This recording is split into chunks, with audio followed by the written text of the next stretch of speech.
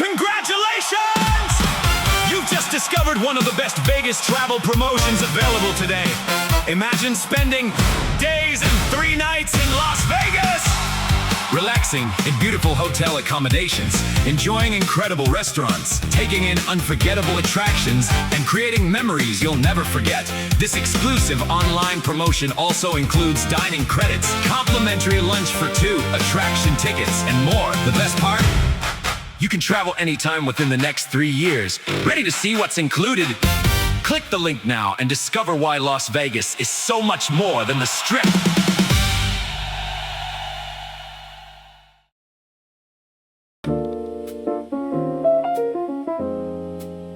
Did you see what happened in the markets today?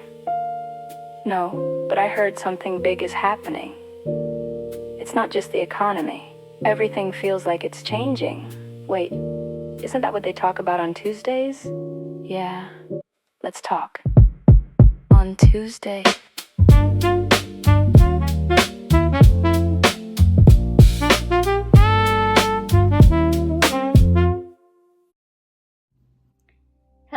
Hello, good day everyone, or good evening or good night, depending on where you are. I would like to welcome you to the second episode of Let's Talk on Tuesday. I'm your host, Matara. I hope the past 7 days has been very well for you guys. Anything exciting happened? Did anyone take any vacations? Put it in the chat. I would like to know. Alright, you guys, so I have 2 words to describe this past week's headlines, and that's steady and change. But the word I would like to focus on is change, which is why I posed the question, what has value now? And if what has value is changing, that means the way cities compete is changing, the way businesses compete is changing, the way countries compete is changing, and the way individuals create value is changing. So tonight, I simply just don't want to tell you guys what happened this past week. I'd rather ask, what story do all of these headlines tell when you take a step back? So with that question in mind, I would like to just jump right into the conversation by taking a look at New York City. This past week, we had the wedding of Taylor Swift. Now, if you're anything like me, you could probably care less. You probably wouldn't be able to tell who designed her dress or exactly who was in attendance. That wasn't actually what had interested me. What caught my attention was everything happening around the wedding. Whenever someone reaches that level of celebrity, the event itself almost becomes secondary. The wedding becomes an economic event. Now, the guest list might include a few hundred people, but the number of people making a living because that wedding exists is much larger than most of us ever think about. That's one of the reasons why economists sometimes refer to it as the multiplier effect. Money doesn't stop with, the first transaction. It keeps moving. Of course, the florist has to pay employees. The employees buy groceries. The restaurant orders more inventory. Drivers fill their gas tanks, hotels schedule more shifts. One event starts circulating money through an entire local economy. Now, I do want to be clear, nobody's suggesting one celebrity wedding permanently transforms a city's economy. It doesn't. The economic impact is temporary, but temporary doesn't mean insignificant. Cities have become increasingly aware that attracting major cultural events creates short bursts in economic activity that can support businesses, generate tax revenue, and keep people employed. In other words, attention has become an economic asset. Because just a few days later, there was another headline that landed, and it was about Jay-Z. It was 3 nights, and it was the Yankee Stadium. Now, I know when people hear a concert, most of the conversation usually revolves around the ticket prices. Were the seats worth it? Was the performance good? Did he bring out any surprise guests? Yes, of course he did. But I kept thinking about the restaurant owner 3 blocks away, the bartender working overtime, and the Uber driver, doing back and forth airport runs.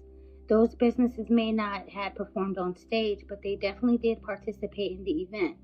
Economists sometimes refer to this as the visitor economy. So people travel for one reason, and while they're there, they spend money on everything else. This is why Most cities compete so aggressively to host major concerts, conventions, and sporting events. So I'm basically saying, if you want to be a winner in this new world, you have to start seeing these type of events differently. Now, I do want to turn the corner just a little bit, and that's FIFA. Or that's towards FIFA, excuse me. Now, this story operates on an entirely different scale. We're not talking about one concert or one wedding. We're talking about one of the largest sporting events of the year. New York and New Jersey's region is expected to welcome well over 1 million visitors throughout the tournament, with projections estimated roughly $3 billion in regional economic activity. That's an incredible amount of money to move through these cities, all right? Now, when most people watch the World Cup final, they're focused on a 90-minute soccer game. City governments are looking at something entirely different. Once the trophy leaves, the economic story continues. In fact, I found myself thinking about my own city here in Las Vegas. Las Vegas has actually spent decades refining this exact model, not relying on one event, building an entire security on hosting events. So we have Formula One, we have the Raiders, we have the Vegas Golden Knights. Soon to be, we have baseball, the A's. We have major matches, and then of course we host a ton of trade conventions or shows throughout the year. Now, entertainment has become part of the city's economic blueprint, which is why I always say, if you're going to bet on Vegas, because it's one of those engines that keeps money circulating. Now, here's another topic that I found interesting this week. The World Cup wasn't just generating an economic conversation. For some, it was more than just a soccer tournament. It was pretty much symbolic. There were conversations about former colonial powers facing nations that were once colonized. The beautiful thing about it is that a lot of communities that were scattered across the world is now reconnecting through sports. Now, sports has always reflected society, sometimes more than we like to admit. You know, it's really fascinating to me how one sporting event can simultaneously move billions of dollars, reshape tourism, generate jobs, and reopen a conversation about history and identity. That's actually a lot of weight for one game to carry.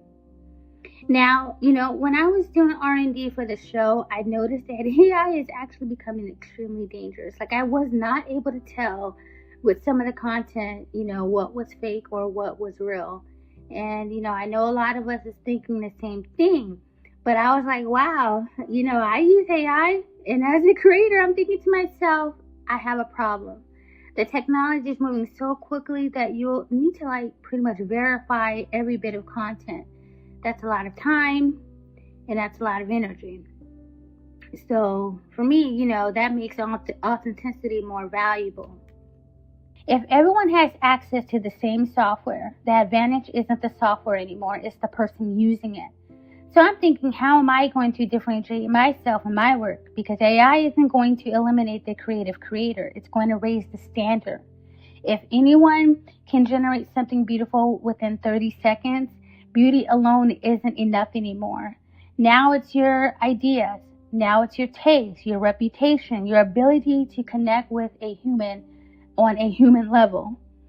So people aren't just looking for information anymore. They're actually looking for someone's thinking. How did you arrive at that conclusion?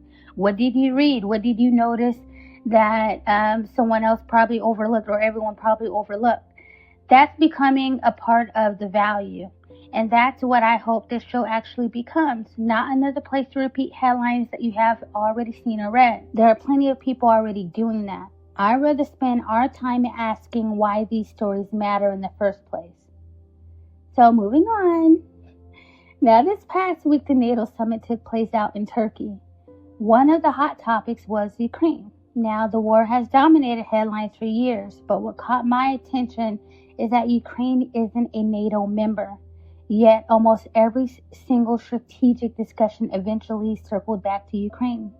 Why? A part of the answer is security. A part of it is geography. If you pull up a map of Europe, Ukraine sits in the intersection of some of the continent's most important transportation corridors. It borders several NATO countries. It provides access to the Black Sea. It has extensive agricultural production, industrial capacity, and significant deposits of minerals that are important to modern technology.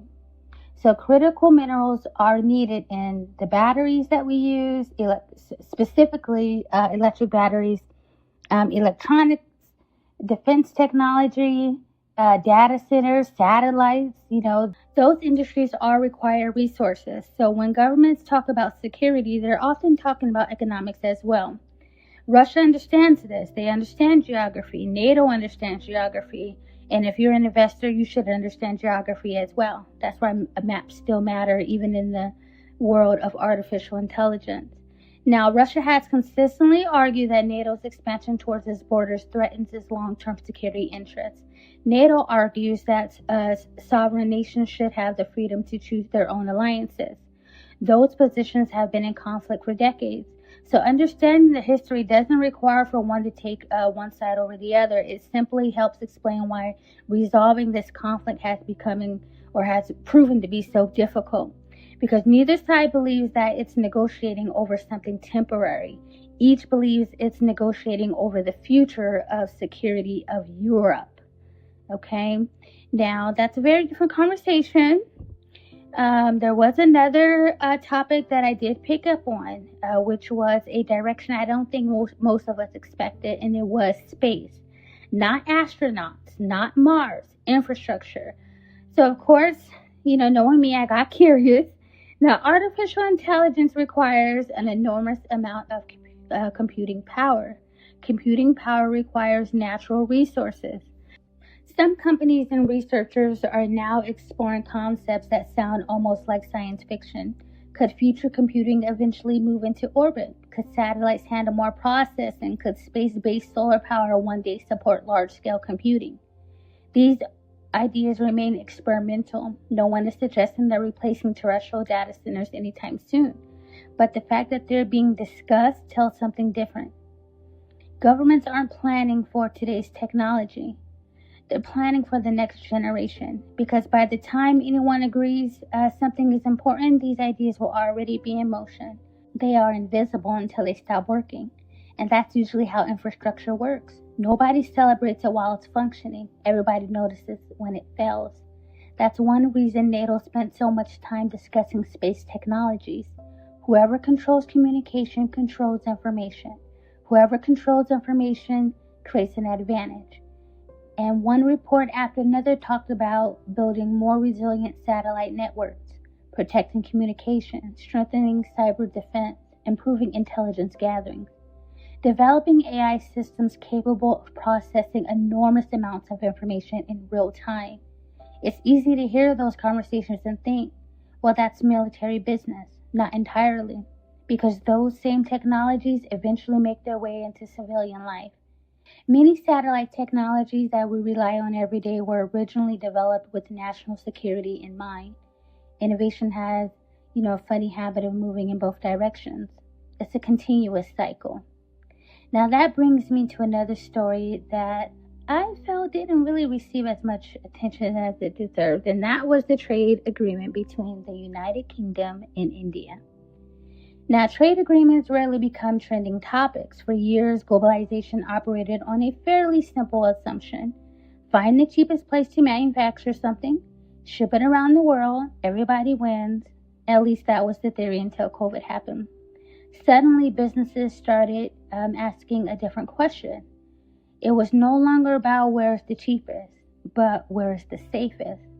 United Kingdom enters this agreement with strengths that have been developing for generations. Financial services, research institutions, advanced engineering, pharmaceuticals, global banking. Now, India brings something equally valuable, all right? They bring scale, a young workforce, engineering talent, software development, manufacturing capacity. One country has decades of financial experience, the other has decades of demographic momentum ahead of it. Because neither country is trying to become identical, they're complementing one another. Industrial resilience simply asks, if something goes wrong somewhere in the world, can your economy keep functioning? That's resilience. They need to be able to survive a disruption. The pandemic reminded governments just how dependent they had become on highly concentrated supply chains. No government wants to be caught in that position again. That's why we're hearing new vocabulary. So friendshoring, nearshoring, reshoring, diversification, which really isn't new, and resilience. Both the United Kingdom and India understand that. So does the United States, and that's another reason why this agreement matters. Washington maintains close relationships with both countries. Security cooperation between the US, the UK, and India has expanded over the past several years, particularly around technology, defense, and the Indo-Pacific region. That doesn't necessarily mean every country agrees on every issue, far from it. But there is growing recognition that resilient supply chains require trusted partnerships. All three countries understand you can't invent the greatest technology in the world, but if someone else controls the factories, the shipping, the minerals, or the components, your invention still depends on them. That's becoming one of the defining geopolitical questions of this generation.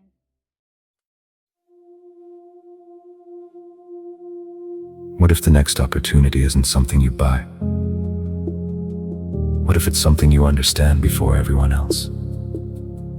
Technology is changing nearly every industry, including how communities connect, businesses engage, and digital ecosystems create value.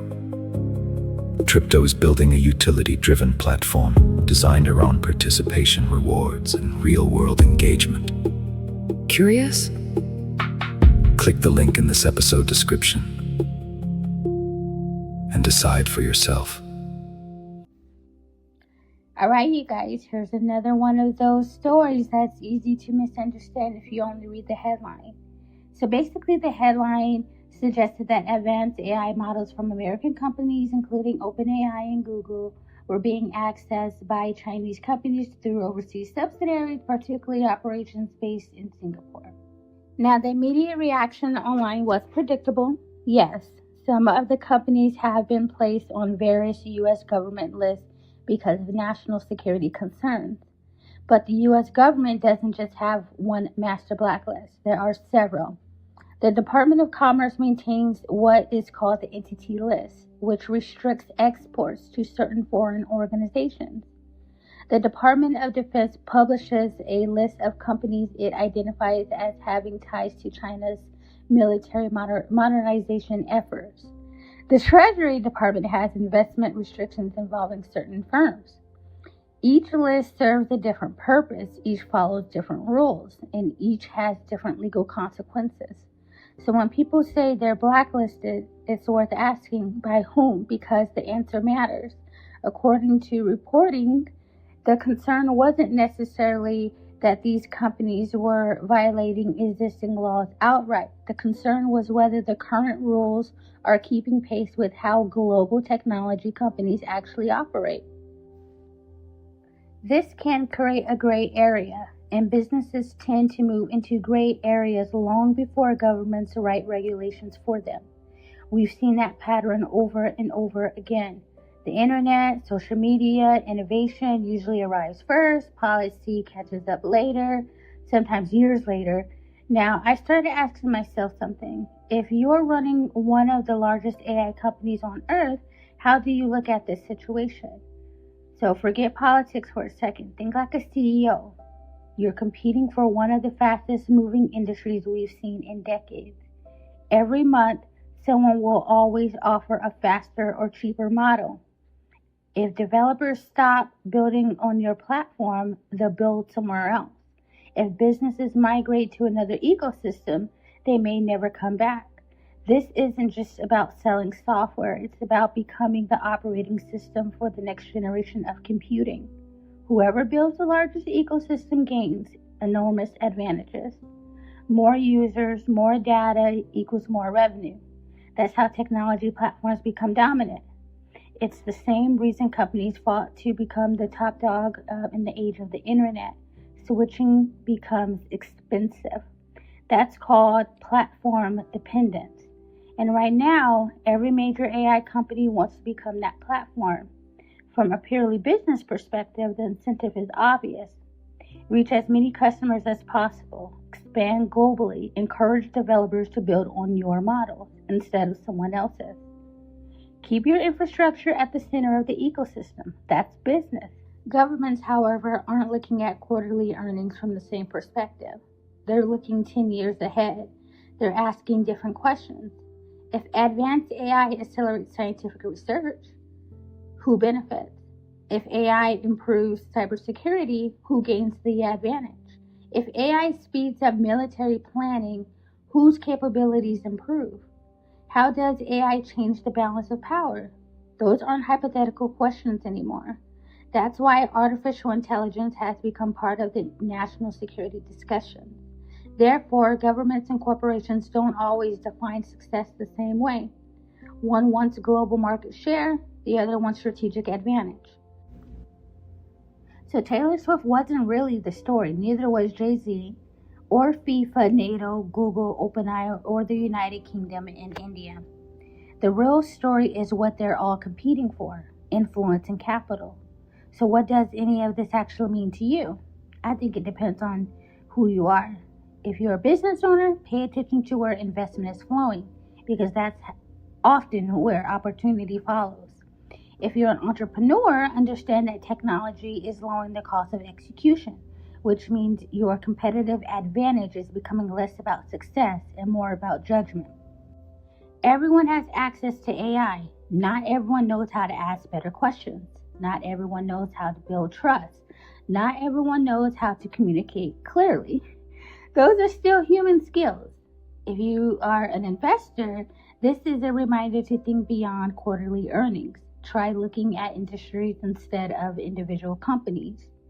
You don't have to become an expert overnight, but understanding where governments and businesses are investing together, that's usually worth paying attention to. History shows us that when public policy and private investment begin moving in the same direction, entire industries can emerge. And if you're simply someone who's just trying to understand the world a little better, I'll leave you with this. Don't get overwhelmed by the volume of information. Trust me, slow down. Read beyond the headline. Ask yourself one simple question. Why is this story happening now? Not what happened, why now? Because timing often tells you as much as the event itself.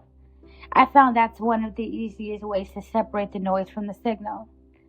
There will always be another headline, another controversy, another viral moment.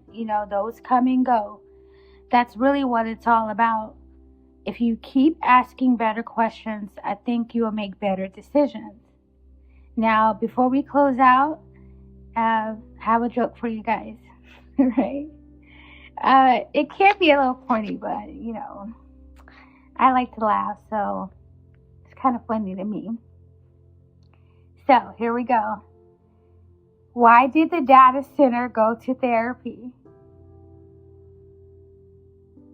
It had too many unresolved issues. Ha, ha, ha.